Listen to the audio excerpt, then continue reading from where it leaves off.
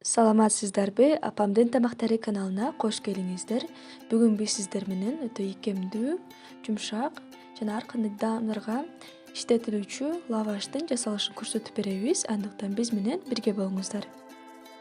Эң алгач эле ундун үстүнө 1 чай кашыктай туз салып, аралаштырып, аз-аздан жылуу суунан куюп, камыр жасап алабыз.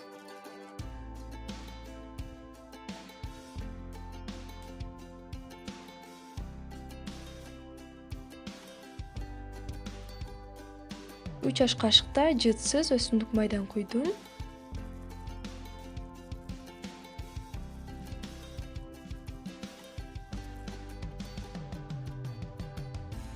Мына камырыбыз даяр болду. Эми аны жарым саатка тыныгууга алып коебуз. Тыныгып чыккандан соң алып астына кичине un сээп, бөлүкчөлөргө бөлөбүз. Мен 15 бөлүккө бөлдүм. Дагы 5 мүнөт тыныктырабыз. Камырыбызды эми жайып баштасак болот. Чукай кылып жаюу керек.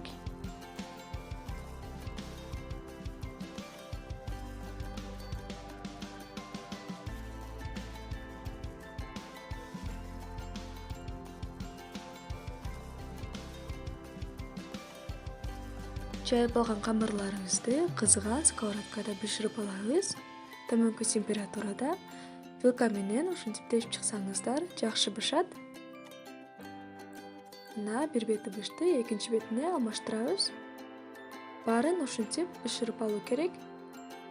Айта кетчү нерсе, бышырып алгандан соң жөнөкөй муздак сууну үстүнө сүртүп койсоңуздар, лавашыңыздар жумшак, ийкемдүү болот.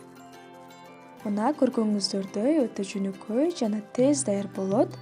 Сиздер да даярдап көрүңүздөр. Каналыбызда жаңы болсоңуздар, подписаться кнопкасын басып, кунгуроочону басып коюуну унутпаңыздар. Видеобуз жаккан болсо лайк басып коюңуздар, пикир калтырыңыздар. Албетте ар бириңиздерден күтөбүз.